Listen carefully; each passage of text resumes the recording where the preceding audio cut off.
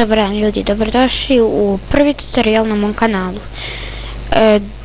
Bez obzira sa onim kako instalirati Minecraft P. Ovo je prvi tutorial za kompjuter. Nadam će vam se svidjeti i možemo da krenemo. U današnjem tutorialu ću vam pokazati kako da namestite mikrofon na Bandicam. Prvo idete na Control panel, pa onda kad uđete na Control panel idete ovo, pa idete Sounds,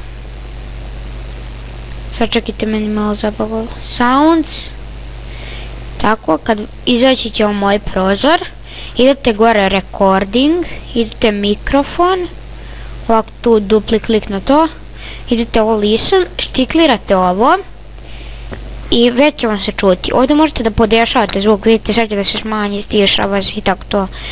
Ovdje vam je ovo, to može, ovako će se čuti kad ugacim, ali bolje se čuje ovako, tako da sam je ostavio. To bi bilo to i sad vam je podešan mikrofon, sada možete i vi da snimate i to je bilo to za ovaj klip, nadam se da ste uživali i vidimo se u sljedećem.